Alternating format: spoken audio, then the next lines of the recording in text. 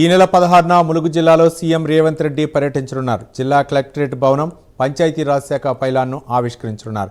ఎత్తైన ప్రాంతంలో గుట్టపై జిల్లా కలెక్టర్ నూతన భవనాన్ని ప్రారంభించనున్నారు. ఇక సీఎం పర్యటన నేపథ్యంలో ప్రారంభోత్సవానికి సిద్ధమైన నూతన సమీకృత కలెక్టరేట్ను మంత్రి పరిశీలించారు.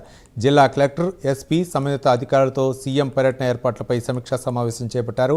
పర్యటనలో భాగంగా సీఎం మేడారం చేరుకుని సమ్మక్క సారలమ్మ అమ్మవార్లను దర్శించుకుంటారని మంత్రి తెలిపారు. మేడారం సన్నిధి నుంచే వితంతు పింఛను పథకాన్ని సీఎం ప్రారంభించనున్నారు.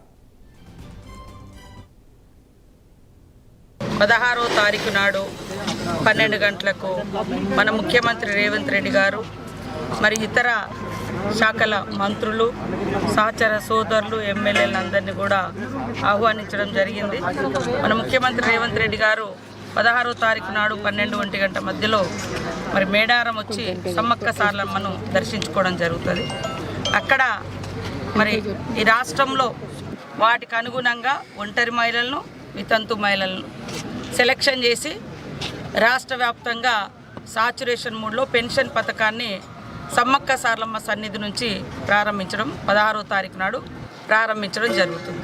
వీళ్ళందరూ కూడా 31 వరకు, ఆగస్టు 31 వరకు అప్లై చేసుకున్న వాళ్ళందరినీ వెరిఫై చేసి పాత నిబంధనలు, కొంతమంది మేమేదో కురివీలు పెడుతున్నామని ఆ గత ప్రభుత్వం ఇచ్చిన నిబంధనలు వాళ్ళే ఇప్పుడు ఉల్టాగా మాట్లాడుతున్నారు. అన్ని జీవులతో మేము తొందరలోనే మాట్లాడతాం.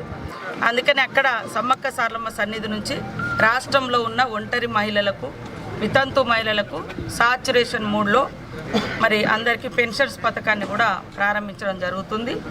సమ్మక్క సారలమ్మను దర్శించుకున్న తర్వాత మరి మహిళలకు పెన్షన్ పథకాన్ని ప్రారంభించి అక్కడి నుంచి ములుగు డిగ్రీ కాలేజ్లో ల్యాండ్ అవుతారు. అక్కడి నుంచి